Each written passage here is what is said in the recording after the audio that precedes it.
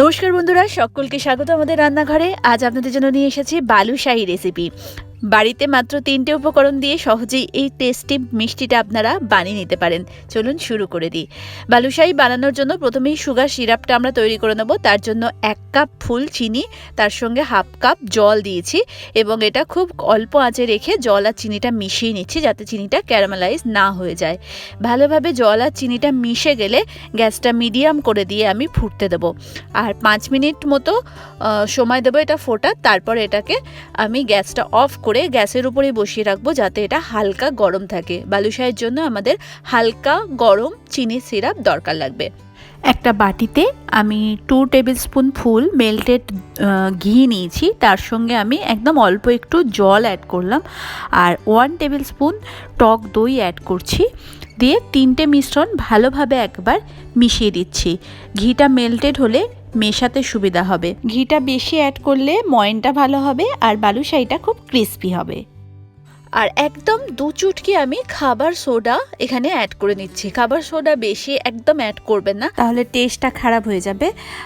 এরপরে আমি 1 কাপ ময়দা ইনিশিয়ালি মেশালাম, মিশিয়ে জাস্ট যাতে করে আমি যে মিশ্রণটা তৈরি করেছি তার সঙ্গে ময়দাটা ভালোভাবে বাইন্ড হয়। এবার আস্তে আস্তে যতটা ময়দা আমার লাগবে সেই পরিমাণ আমি অ্যাড করে দেবো। আমার এখানে 1.5 কাপ মতো ময়দা আমি ইউজ করেছি।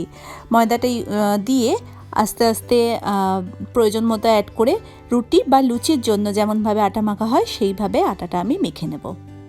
দই আর খাবার সোডাটা এটা ফার্মেন্টেশন হতে সাহায্য করবে এবং এটাকে একটা ফোলা ভাব আটাতে দেবে।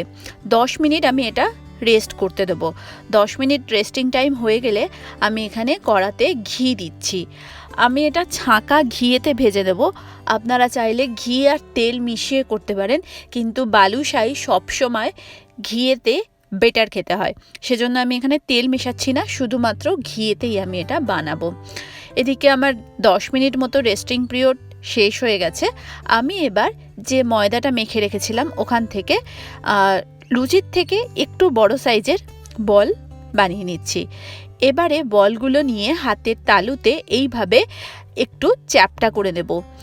যেহেতু দই, খাবার সোডা এবং ঘি আছে সেজন্য এটা দেখবেন একটা পরত মতো তৈরি হয়ে যাবে এভাবে যখন আপনারা হাতের চেটোতে এটাকে ঘোরাবেন, এবং এটাই বালুশাহিকে পরে ফুলতে এবং ক্রিস্পি হতে সাহায্য করবে। তো হাতের চেটোতে খুব ভালোভাবে ঘুরিয়ে নিয়ে যাতে করে লেয়ার মতো তৈরি হয়ে যায় সেই রকমভাবে ঘুরিয়ে নিয়ে মাঝখান থেকে একটা আঙুল দিয়ে ছোট্ট করে ফুটো করে দিলেই বালুশাহি শেপ রেডি হয়ে যাবে। ঘিটা গরম করেছি মিডিয়াম আঁচে। একটা ছোট্ট ময়দার টুকরো দিয়ে দেখলাম, যখন এটা ঘিয়ের উপর থেকে ভেসে উঠবে তখন জানবেন ঘিটা রেডি হয়ে গেছে।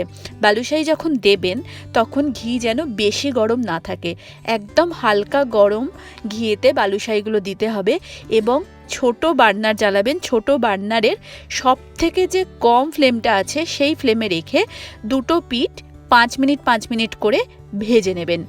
দুটো পিঠ 5 মিনিট করে একদম লোয়ার হিটে ভাজার পরে দেখবেন আস্তে আস্তে এটাতে কালার ধরতে শুরু করেছে। যখন দেখবেন দুটো পিঠই হয়ে গেছে তখন এটা মিডিয়াম ফ্লেমেতে দিয়ে আরও 5 থেকে 7 মিনিট লাল হওয়া পর্যন্ত ভেজে নেব। কিন্তু বালুশাহি কখনোই হাই ফ্লেমে ভাজতে নেই, আর মিডিয়ামের উপর তো উঠতেই নেই। তো একদম লোয়ার হিটে দিয়ে আস্তে আস্তে ভেজে নিয়ে যখন কালার আসতে শুরু করবে তখন আমরা এটা মিডিয়াম হিটে দেবো।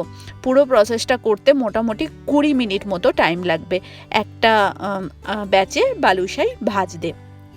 তো দেখুন এটাতে কালার চলে এসেছে, আর আমি এটা ইন্ডাকশানের উপর বসিয়ে রেখেছিলাম যাতে করে সিরাপটা হালকা গরম থাকে। বালুশাহি যখন দেবেন সব সময় যেন সুগার সিরাপ হালকা গরম থাকে। হালকা গরম সুগার সিরাপে এটা দিয়ে 10 থেকে 12 মিনিট মতো আমি সোক করতে দেবো। মাঝখানে একবার বালুশাহিগুলো সুগার সিরাপের মধ্যে উল্টে পাল্টে দেবো যাতে করে দুটো দিকই ভালোভাবে সিরাপ ভিতরে টেনে নিতে পারে। তো 12 মিনিট থেকে 15 মিনিট রাখার পর আমি এটা সুগার সিরাপ থেকে বার করে নিয়েছি এবং উপরেতে পেস্তা দিয়ে গার্নিশ করে দিচ্ছি। দেখুন আমার বালুশাহি রেডি অ্যান্ড সার্ভ। খেতে দুর্দান্ত হয় এই মিষ্টিটা, বাড়িতে একবার অবশ্যই বানিয়ে দেখবেন।